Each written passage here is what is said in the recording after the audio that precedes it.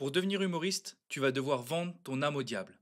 Tu vas devoir quitter ta femme, quitter ton boulot, être prêt à jouer des coudes avec des milliers de concurrents, être prêt à leur marcher sur les pieds, à les écraser pour avoir ta place. Ça, c'est des trucs que tu vas entendre et que tu as peut-être déjà entendu si jamais la question que tu te poses, c'est comment est-ce que je fais pour devenir humoriste. Et ben, c'est la question qu'on va se poser ensemble aujourd'hui sur Humor Maker.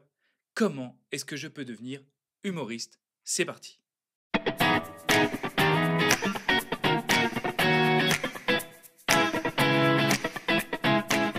Alors déjà, pour commencer, il faut qu'on se pose une question, qu'est-ce que c'est être humoriste? Parce qu'on va tout de suite distinguer deux types d'humoristes. Les humoristes, disons, loisirs, les gens qui vont faire ça pour s'amuser, en plus d'un job qu'ils ont et qu'ils adorent et qu'ils ne voudraient absolument pas quitter. Et puis les humoristes dits professionnels, c'est-à-dire des gens qui vont vouloir vivre de l'humour. On va bien distinguer les deux, et la différence que je fais entre les deux, elle est très simple. Il y en a un dont le métier est de faire de l'humour, et l'autre, non. En aucun cas, je qualifie l'humoriste professionnel de plus drôle que l'humoriste loisir. Et t'as de la chance parce que quel que soit ton objectif et quelle que soit la situation dans laquelle tu te trouves, bah, cette vidéo, elle est quand même faite pour toi. La première chose à savoir quand tu veux devenir humoriste, que ce soit pour t'amuser ou pour en vivre, c'est est-ce que monter sur scène et faire des vannes, ça me plaît? Puis alors là, bah, il n'y a pas 36 solutions, il faut essayer. Parce que très souvent, on aime bien faire marrer les copains, et si on a de la chance, on a même eu une expérience de scène qui a été assez positive et qui nous donne envie de faire ce métier. Et puis d'autres fois, eh bien, on a tellement juste imaginé ce que pouvait être la vie d'humoriste qu'on croyait en avoir envie et une fois qu'on s'en rend compte, eh ben, c'était pas forcément le cas. Donc la première chose à faire, les amis, avant de se lancer dans le grand bain, que ce soit pour le plaisir ou pour un avenir professionnel, il va falloir tenter. Il n'y a que comme ça que tu pourras savoir si tu as envie de faire ça plus tard ou pas. Parce que comme dirait quelqu'un qui est adepte des expressions, c'est en forgeant qu'on devient forgeron. Donc là, ton objectif à toi, pour l'instant, c'est de savoir si tu aimes ça. Alors comment tu vas faire? Tu vas être obligé à un moment donné, que ce soit pour du loisir ou que ce soit pour de la professionnalisation, de passer par une phase de formation. Elle est obligatoire.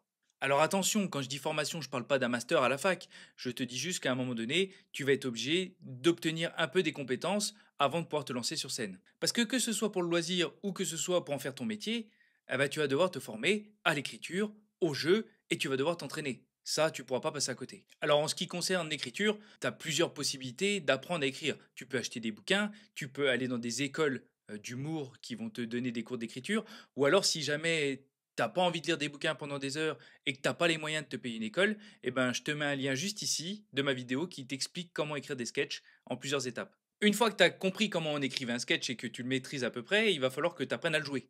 Ah oui, parce qu'on va pas sur scène juste avec un texte. Il faut à un moment donné qu'on soit capable de le livrer à peu près correctement au public. Alors là, le jeu, bah, c'est pareil, hein. Il n'y a pas 36 solutions, il faut s'entraîner, s'entraîner, s'entraîner et s'entraîner. Alors comment on s'entraîne? Eh bien, ça passe par une case théâtre. La case théâtre, il y a deux possibilités. Soit tu prends des cours, tu peux te renseigner autour de chez toi, il y a forcément des écoles ou des cours de théâtre, des fois même des MJC, de la ville qui finance des cours de théâtre gratuitement, dans lesquels vous allez pouvoir avoir un rôle en tant que comédien. Ça, c'est quelque chose que je vous encourage à faire parce que c'est autant de plus-value que vous allez pouvoir récupérer et que vous allez pouvoir mettre au service de votre stand-up ou de votre humour en général par la suite. Ça, c'est si vous avez la chance d'avoir quelque chose près de chez vous. La deuxième possibilité, eh ben, c'est de se former de manière rémunérée. C'est-à-dire, bah là, il va falloir payer quelqu'un, que ce soit une école, que ce soit un prof de théâtre, qui va travailler avec vous, qui va vous faire jouer, qui va vous faire progresser.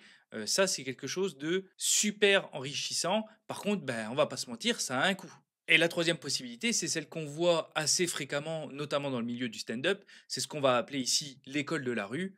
Eh ben, j'ai écrit mon sketch et je vais le tester sur un plateau de comedy club. Je ne sais absolument pas jouer, mais c'est pas grave parce que les 10 premières fois seront peut-être moyennes et puis au bout d'un moment, je progresserai comme ça petit à petit. Alors oui, on va pas se mentir.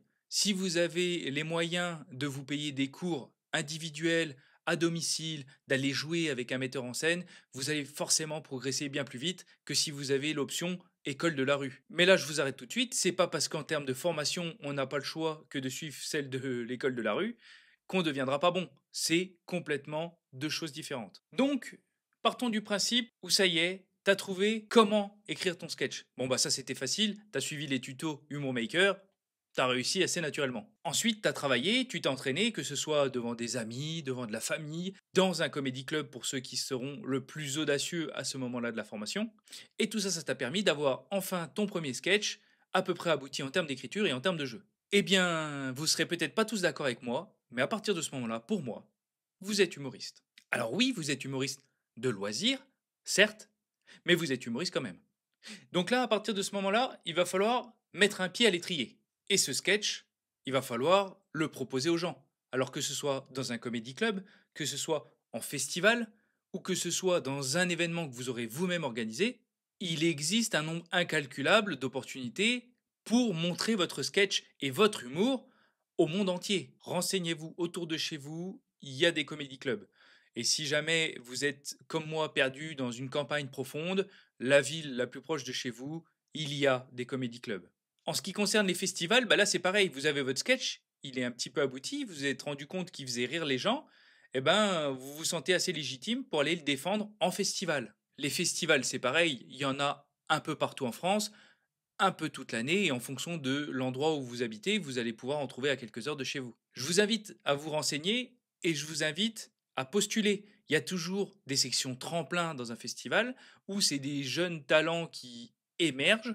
Et comment ils ont retenu les humoristes qui viennent faire ce tremplin? Eh ben c'est facile, ils ont postulé, ils ont envoyé une vidéo. Donc je vous encourage vivement à postuler au festival. C'est toujours sympa et ça permet d'apprendre des choses. Donc ça, c'était si jamais ton objectif était de devenir humoriste loisir. Eh bien, j'ai un secret pour toi. Si ton objectif c'est de devenir humoriste professionnel, c'est pareil, sauf que tu le multiplies. Parce qu'un humoriste professionnel, qu'est-ce que c'est? Eh ben, c'est quelqu'un qui fait la même chose qu'un humoriste de loisir, sauf que lui, bah, il est payé pour ça et il en vit. Je suis attaché à cette notion de professionnel. Pour moi, professionnel n'est pas gage de qualité, tout comme loisir n'est pas gage de non-qualité. Je fais vraiment cette distinction où pour moi, un humoriste professionnel, c'est quelqu'un qui gagne sa vie grâce à ça. Ça ne veut pas dire qu'il est meilleur que vous qui êtes humoriste de loisir. Ça n'a rien à voir. Mais du coup, si tu as écrit un sketch qui fait marrer les gens, que tu as pu le jouer dans des comédie clubs, eh ben, si tu veux un jour en faire ton métier, il va falloir continuer avec un deuxième sketch, continuer avec d'autres comédie clubs, continuer jusqu'à avoir peut-être un spectacle que tu vas pouvoir tourner à droite, à gauche, partout en France, et générer assez d'argent pour pouvoir en vivre. Pour passer du statut d'humoriste loisir au statut d'humoriste professionnel, il y a plusieurs possibilités. En général, il faut un travail parce qu'il faut bien payer le loyer, donc on démarre tous par être humoriste loisir, c'est-à-dire l'humour vient en complément de notre revenu professionnel. Et pour passer du statut de loisir au statut pro, eh ben, il y a plusieurs solutions, et notamment les réseaux sociaux.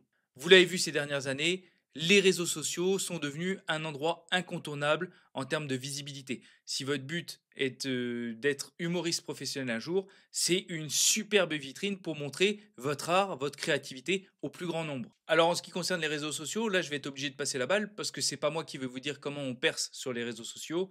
Vous avez qu'à faire un tour sur mes réseaux à moi et vous vous rendrez compte que je ne suis pas une star sur les réseaux sociaux. Donc vous l'aurez deviné, est-ce qu'il faut mettre une perruque ou pas sur Instagram? Est-ce qu'il faut faire des pranks dans la rue? Est-ce qu'il faut faire des caméras cachées? J'en sais rien, ça j'ai pas la réponse, donc je vais vous laisser vous former tout seul sur ce sujet-là. Par contre, ce qui est sûr, c'est que les réseaux sociaux, c'est quand même une super vitrine et ce serait dommage de s'en priver. Si jamais ton but en regardant cette vidéo, c'est de savoir comment devenir une star, et ben si tu pouvais venir me le mettre en commentaire, ça m'arrange parce que personnellement, j'en sais rien. Par contre, ce qui est sûr, c'est que je sais comment on peut devenir humoriste de loisir et comment par la suite on peut devenir humoriste professionnel, puisqu'aujourd'hui c'est mon métier, j'en vis et j'en suis très content. Et donc une fois que tu as réussi à avoir un sketch qui tourne, à en avoir un deuxième, et ben ce que je te conseille c'est de monter un spectacle si ton but c'est de devenir un jour humoriste professionnel. Pourquoi? Parce que le spectacle, ça va être quelque chose que tu vas pouvoir diffuser partout et sans être cantonné au format 5 ou 10 minutes que tu pourras avoir en festival ou dans un comedy club. Et une fois que tu en es là, tu te retrousses les manches et tu joues, tu joues, tu joues. Alors c'est pas toujours le plus facile, il va falloir trouver des endroits où aller jouer, il va falloir trouver des endroits qui te rémunèrent pour que tu puisses en vivre. Et à ce moment-là, tu rentreras dans une case qu'on va appeler l'humoriste semi-professionnel, jusqu'à ce que tu puisses enfin arrêter de travailler à côté pour te consacrer à 100% à l'humour. Si je peux vous donner un conseil, il est très important de ne pas arrêter tout de suite de travailler pour foncer tête baissée dans l'humour. Bien évidemment, vous êtes libre de faire ce que vous voulez et de vous dire que vous n'en avez rien à faire de mon avis, et vous aurez bien raison. Vous allez, sauf si vous avez de la chance, vous rendre compte que l'humour, ça marche pas, ou ça ne décolle pas, ou ça ne perce pas du jour au lendemain, il va falloir beaucoup travailler. Moi, le conseil que je peux vous donner en termes de professionnalisation, au début, de faire ça les week-ends ou en soirée, tout en conservant votre travail à temps plein. Ou à la limite, si jamais vous voulez passer à temps partiel, vous pouvez. Après ça, c'est un choix de vie que vous devrez faire en votre âme et conscience. Et ça vous permettra par la suite d'y aller petit à petit. Si jamais vous générez un peu plus de revenus grâce à l'humour, vous pourrez vous permettre d'en générer un petit peu moins grâce à votre travail professionnel. Jusqu'à ce que vous ayez tellement de revenus grâce à l'humour que vous allez pouvoir vous permettre de diminuer, voire d'arrêter votre activité professionnelle classique. Donc si on récapitule, je m'appelle Jean-Pierre, je suis boucher, charcutier, 45 ans, une femme, 3 enfants. Comment est-ce que je deviens humoriste? Eh bien, ce que je fais dans un premier temps, c'est que moi, en tant que Jean-Pierre, je monte sur un plateau de Comedy Club avec un texte que j'ai écrit, grâce une fois de plus à Humour Maker, et ça de manière complètement gratuite, et je teste. Est-ce que ça me plaît ou est-ce que c'est un milieu plein de désillusions au final? Et puis par chance, j'arrive tellement à faire de plateaux de Comedy Club, j'ai été pris dans quelques festivals, j'ai monté un spectacle qui tourne à droite à gauche, les gens acceptent de venir me faire jouer dans leur salle, et ben là je me dis du coup pourquoi pas faire des merguez qu'à mi-temps. Et puis le bouche à oreille fonctionne, tout comme ma boucherie, les gens commencent à dire que ce que je fais c'est cool, donc du coup bah, je peux jouer de plus en plus, et comme je travaille très dur, très longtemps, et que je suis très tenace, et ben aujourd'hui j'en ai discuté avec ma femme et mes 3 enfants, et ben j'arrête de faire des merguez, et je deviens 100% humoriste. Alors là, c'est pareil, je reviens un peu à vous les amis, si jamais vous lâchez votre boulot dans lequel vous gagnez 1000, 2000, 3000, 4000, 5000, 10 000, que sais-je, et que vous vous lancez dans l'humour, il y a quand même de fortes chances que vous perdiez en revenus. Si jamais t'es PDG d'une grosse boîte et que tu te mets 5 ou 6 000 dans la poche tous les mois, bon bah je pense que au début, le spectacle, ça va être compliqué. C'est pour ça que je vous conseille d'y aller petit à petit. Ne m'écrivez pas dans une semaine pour me dire c'est bon, j'ai quitté mon boulot, j'ai foutu ma femme dehors avec les 3 gosses, je me lance dans l'humour.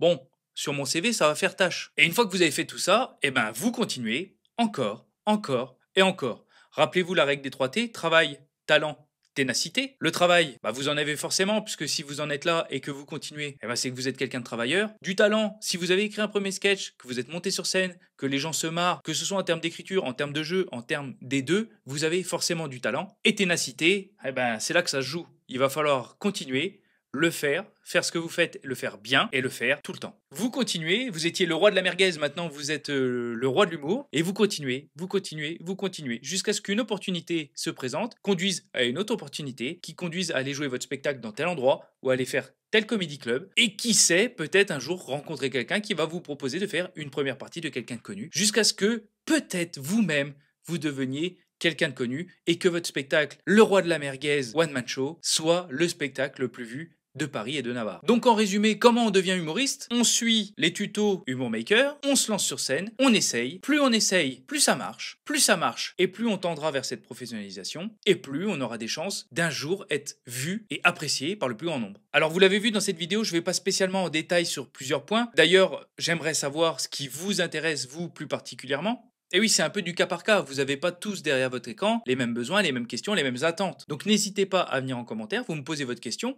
j'y répondrai bien évidemment. Et pour les questions qui reviennent le plus souvent, pourquoi pas faire une vidéo complète Humour Maker qui répond à celle-ci. Alors juste pour rappel, Humour Maker c'est une, si ce n'est la seule chaîne sur YouTube 100% gratuite qui va te permettre d'apprendre à créer, que ce soit du stand-up, du sketch ou autre, à t'améliorer si jamais tu as déjà commencé. Donc moi si je peux te donner un conseil, eh ben tu t'abonnes, tu commentes, tu likes, tu mets la petite cloche pour surtout pas louper les prochaines vidéos, et puis on peut en discuter ensemble via les commentaires, c'est avec grand plaisir. Je m'appelle Jérôme Favier, je suis comédien humoriste depuis quelques années maintenant, je viens de fonder Humour Maker pour t'aider toi à écrire du stand-up, à écrire de l'humour, et à peut-être, si jamais c'est ton souhait, devenir humoriste. J'ai pas la prétention de faire de toi la future star de demain.